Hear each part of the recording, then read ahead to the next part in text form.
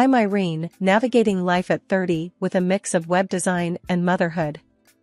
Our family nucleus was simple: me, my husband Mike, and our 2-year-old sunshine, Danny. Our world was comfortably wrapped within the walls of our home, which stood as a testament to the life we built together. Mike worked for my dad's company, a job he was proud of, and I carved pixels into designs from my home studio.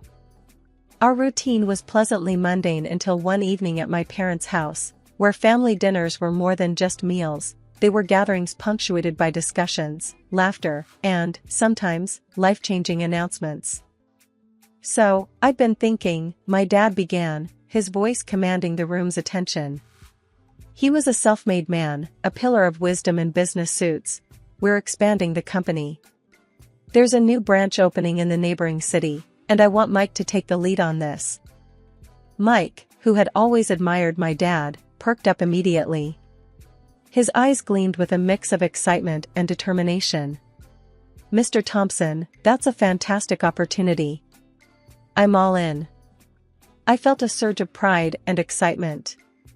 "That's wonderful news. We should all move there for the project duration. It's just a few months, and it'll be like a little adventure," I said, already envisioning our temporary life in a new city. Unexpectedly, Mike hesitated, casting a glance that didn't quite reach his usual confidence. "Actually, Irene, it might be better if you and Danny stay here. Moving could be a hassle for the little guy." His words hit me unexpectedly, like a cold splash of reality in our warm, cozy life. "But Mike, I thought we were in this together. And it's not like we have to uproot our lives. I can work from anywhere, and it would be a nice change for Danny." My dad nodded in agreement, his voice echoing my thoughts.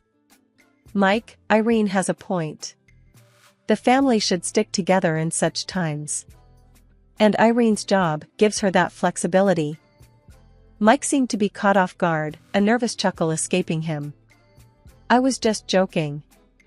Of course, you both should come along." But that joke didn't sit right with me. It lingered in the air, an uninvited guest at our family dinner. The evening progressed with Dad and Mike diving into the logistics of the new business venture, but my mind was stuck on Mike's initial reaction. Why the hesitation? Why the reluctance? Later that night, after tucking Danny into bed, I found myself sitting across from Mike in our living room. The house was quiet, a stark contrast to the turmoil in my mind. "Mike, about dinner tonight," I started, my voice a blend of confusion and concern. "You really caught me off guard, suggesting that Danny and I shouldn't join you. Is there something on your mind?" He looked up from his phone, meeting my gaze for the first time since we sat down. "Irene, I didn't mean to upset you. It's just that setting up a new branch will be demanding. I thought it'd be easier for you to stay put, avoid the stress of moving." I leaned forward, searching his face for the familiar comfort. "But we've always faced challenges together. That's what we do. Why would this time be any different?" Mike sighed, putting his phone down. He leaned back, running a hand through his hair. "You're right, we do. And we will. I guess I was just overthinking it. It was a silly thought, nothing more." His words were meant to reassure, but they hung heavy in the room, a reminder that something in our equation had shifted, however slightly. Life has a funny way of throwing curveballs just when you think you've got it all figured out. Our little family was on the brink of a new adventure, or so I thought, until Danny, our 2-year-old bundle of joy, decided to rewrite our plans. It started with a mild fever, nothing too alarming at first, but it quickly escalated. I remember holding Danny in my arms, feeling his little body burning up as I dialed our family doctor. "Dr. Jacobs, Danny's fever isn't coming down." "I'm really worried," I said, trying to keep the panic out of my voice. After a thorough checkup, Dr. Jacobs' expression was serious. "Irene, I'm afraid it's more than just a common cold. Danny needs rest and cannot travel for a while. Moving to a new city is out of the question right now." The news hit me like a ton of bricks. I called Mike that evening, the the weight of uncertainty heavy in my voice. "Mike, Danny's sick. The doctor advised against traveling. We can't join you for now." On the other end, there was a pause before Mike responded. His voice was calm, almost too calm. "Oh, is it serious? Well, that's okay, Irene. He needs to get better. We can manage." Something about his response didn't sit right with me. There was an undertone of relief, perhaps even contentment, that Danny and I wouldn't be joining him. It gnawed at me, that unsettling feeling of doubt. The weeks that followed were tough. Danny's illness turned out to be a stubborn infection that took its time healing. My days and nights merged into a blur of caregiving, leaving little room for anything else. Mike's calls became infrequent, and when he did call, his words felt rehearsed, lacking the warmth I was used to. "Everything's okay here, Irene. Just busy with work. How's Danny?" I'd update him, hoping for more engagement, but the conversations were brief and perfunctory. "He's getting better, slowly. We miss you, Mike." "Yeah, I miss you guys too," he'd reply, but it sounded hollow, as if he was saying it out of obligation rather than feeling. The distance was growing, not just in miles, but in our connection. It felt like Mike was slipping away, retreating into a world I wasn't part of. One evening, after a particularly short and unsatisfying call with Mike, I sat in the living room long after Danny had fallen asleep. The silence of the house echoed my thoughts. Was this what our life was going to be now? Mike distant and preoccupied, and me, alone, holding down the fort?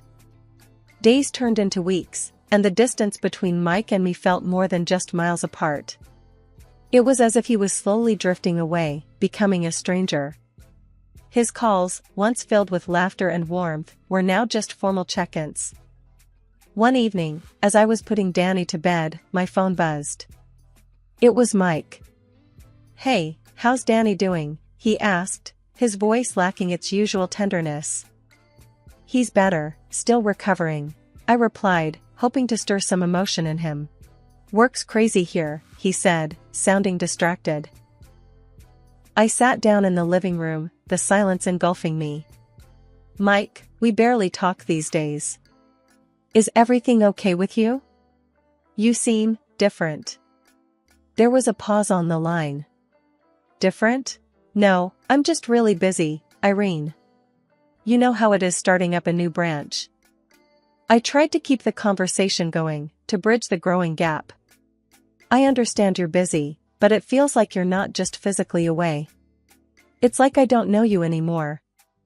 He let out a sigh. "Irene, you're overthinking it. It's just stress, that's all. Once things settle down here, it'll be better." But his reassurances did little to ease my growing concerns. His words felt empty, devoid of the connection we once shared. Weeks passed, and Mike's brief return home did little to quell my fears. He was physically present, but emotionally distant. He spent most of his time either working on his laptop or engrossed in his phone. One night, I decided to confront him.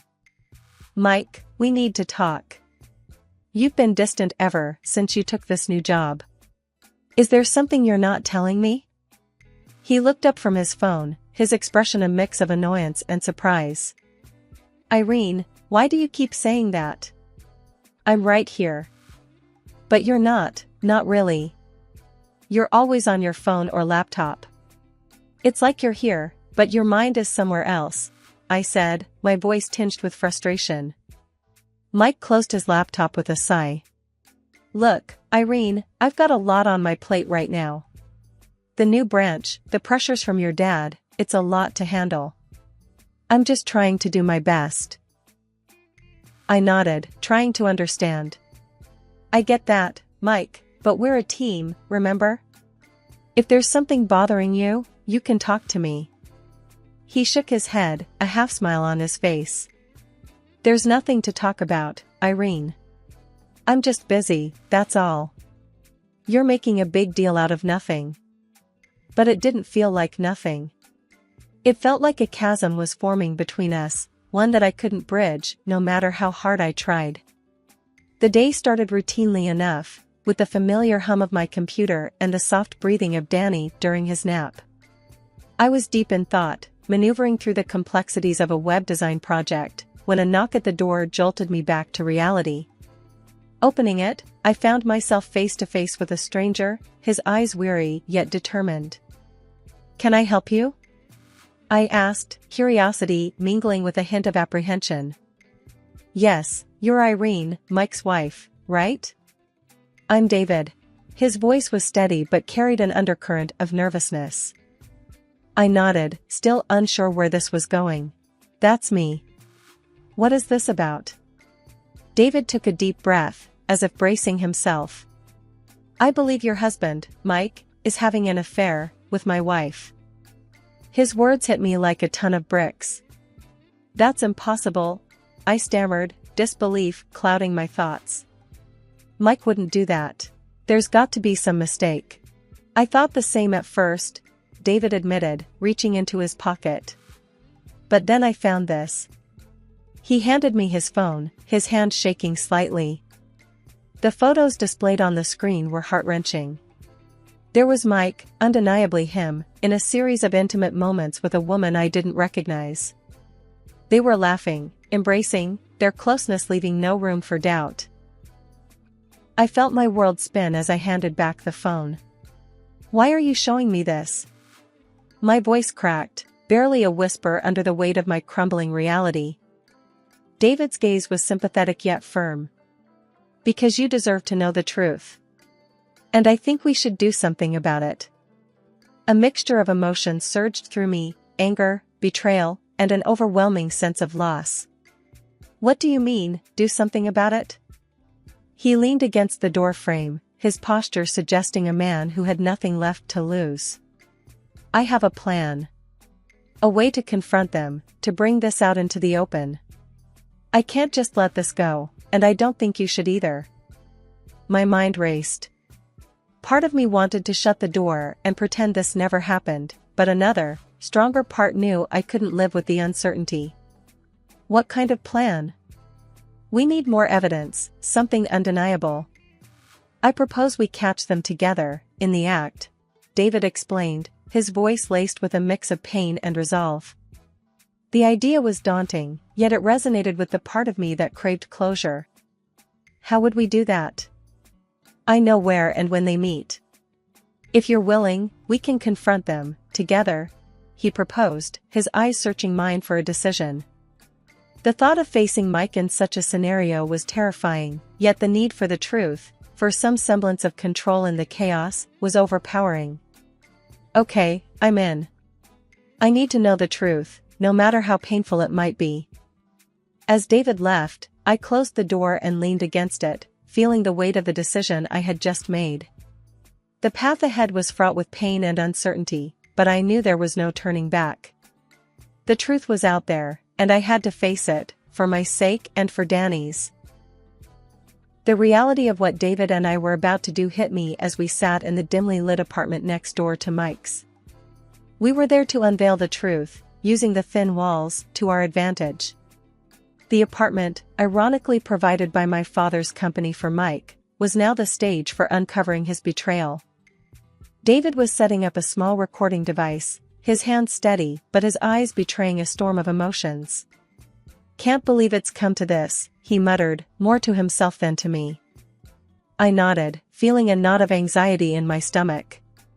"Neither can I. But we need to know, right?" As we waited, the silence between us was heavy, filled with unspoken fears and questions. Then, the sound of a door opening next door broke the stillness.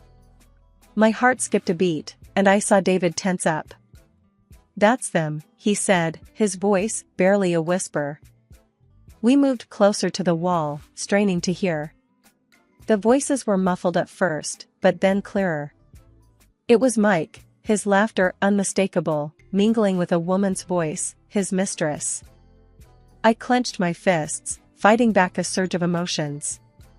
The intimacy in their voices was like a knife twisting in my heart. "Are you getting this?" David asked, his voice tight with anger. I nodded, holding the recorder close to the wall. Yes, it's all being recorded. The sounds from the other side of the wall continued, laughter, conversation, and then unmistakably more intimate noises. It was excruciating to sit there, hearing Mike betray our family so blatantly. But amid the heartache, there was a growing sense of resolve. We were gathering the evidence we needed, undeniable proof of their betrayal. After what felt like an eternity, the noises ceased, and a heavy silence fell over our makeshift surveillance spot. David and I exchanged a look, a mix of sorrow and determination in our eyes. "We have what we need," I said, my voice steady despite the turmoil inside.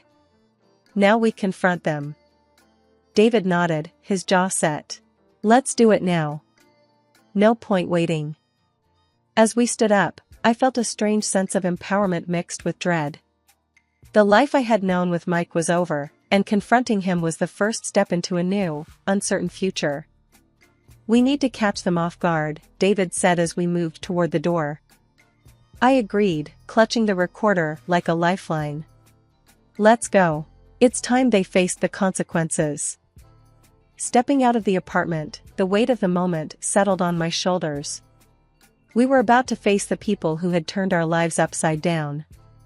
The confrontation would be painful, but necessary. David and I stood in the dimly lit corridor outside Mike's apartment, our hearts racing with a mix of anxiety and determination. The plan was simple, but bold. David would pretend to be a courier, a ruse to ensure Mike would open the door. David knocked firmly, announcing loudly enough to be heard through the door, "Delivery." We heard footsteps approaching from inside. The door swung open, and there stood Mike, his face transitioning from annoyance to shock as his eyes landed on me. "Irene? What the hell are you doing here?" I took a deep breath, my voice surprisingly steady despite the turmoil inside.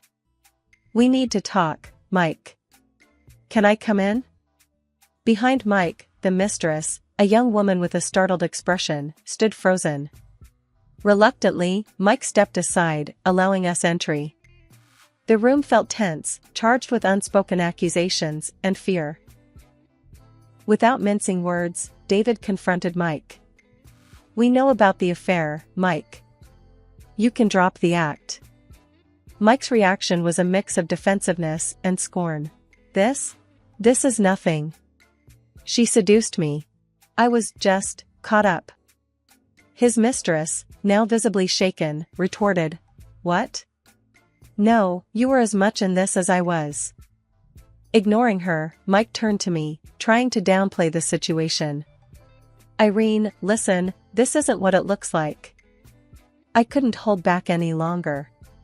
"Not what it looks like?" "I heard everything, Mike. We have recordings." Mike glanced at the recording device in David's hand, his face turning pale. "Recordings? Irene, you've got to understand." "There's nothing to understand," I cut him off, my voice rising in anger. "You betrayed our family, Mike. You betrayed me and Danny." He started to say something but stopped, realizing the gravity of his situation. "Irene, please," Mike's voice trailed off as he fell to his knees, a pathetic figure of desperation. "Forgive me, I made a mistake. Please, don't tell your father about this." I looked down at him, feeling a mix of pity and revulsion. "You think I can just forgive and forget? I'm going to demand compensation for this betrayal. And yes, I will tell my father. He deserves to know the kind of man you really are." Mike's face crumpled in despair, but there was no going back. The trust we had was shattered beyond repair. David, who had been quietly observing, finally spoke up. "You're going to pay for this, Mike. Both of you." The mistress, now crying, looked completely overwhelmed. "I didn't mean for it to go this far." As we left the apartment, leaving Mike and his mistress to their own messy reality, I felt a strange sense of closure. It was painful and heart-wrenching, but necessary. The confrontation was over, and with it, a chapter of my life had ended. Stepping out into the brisk evening air, the weight of what had just transpired in Mike's apartment hung heavily over me. David and I walked in silence to a nearby park bench. The noise of the city around us felt distant, muffled by the shock and turmoil churning inside. David was the first to break the silence. "I'm sorry you had to find out this way, Irene. But at least now you know the truth." I nodded, feeling numb. "Yes, the truth." I paused, gathering my thoughts. "What are you going to do now?" He looked down, his hands clenched tightly. "I need to think. There's a lot to process. But one thing is clear, I can't stay with her after this." "I understand," I said softly. The reality of my own situation was beginning to sink in. I need to start planning for a life without Mike. For Danny's sake. David looked at me, empathy in his eyes. "If you need anything, any help, just let me know." I managed a weak smile. "Thank you, David. I appreciate it." We sat there for a while longer, lost in our own thoughts, before parting ways. As I walked back to my parents' house, where Danny was staying, the magnitude of the situation hit me. My marriage was over, and the life I had known was shattered. When I arrived, my parents immediately sensed something was wrong. "Irene, what happened? You look upset," my mom asked, concern etched on her face. I sighed, not sure where to begin. "Mom, Dad, I found out Mike has been having an affair." The room went silent. My dad's expression hardened. "Are you sure?" I nodded, feeling a lump in my throat. "Yes, I'm sure. I heard them, and I have recordings." My mom reached out, taking my hand. "Oh, Irene, I'm so sorry. What are you going to do?" "I'm going to file for divorce," I said, the words tasting bitter in my mouth. "I can't be with him after this. It's over." My dad, always the protector, spoke up. "He won't get away with this. I'll make sure of that. And you and Danny will always have a home here." I felt tears welling up in my eyes, grateful for their support. "Thank you. I don't know what I'd do without you both." The final chapter of my marriage to Mike was written in a lawyer's office, amidst a sea of paperwork and legal jargon.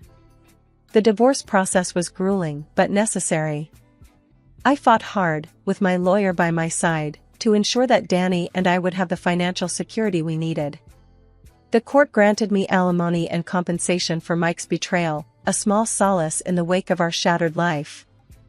Meanwhile, David, the man who had been thrust into my life by our shared misfortune, also finalized his divorce.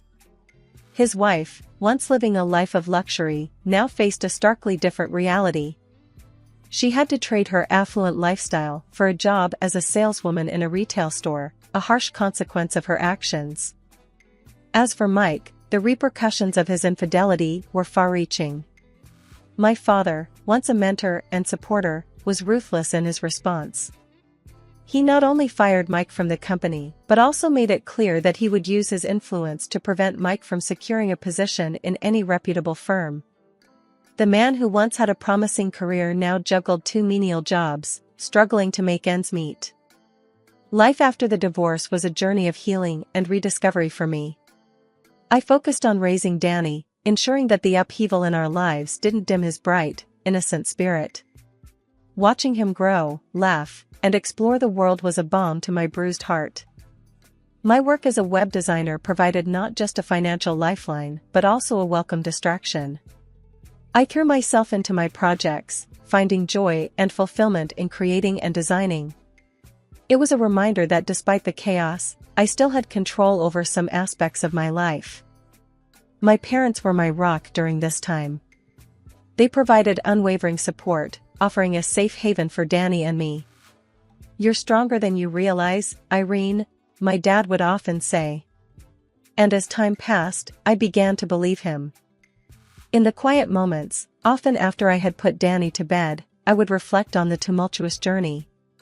The pain of betrayal still lingered, but it was slowly being replaced by a newfound strength and independence. I had navigated through the darkest of times and emerged on the other side, not unscathed, but certainly stronger. As I closed the chapter on a painful part of my life, I opened a new one, filled with possibilities and the promise of a fresh start.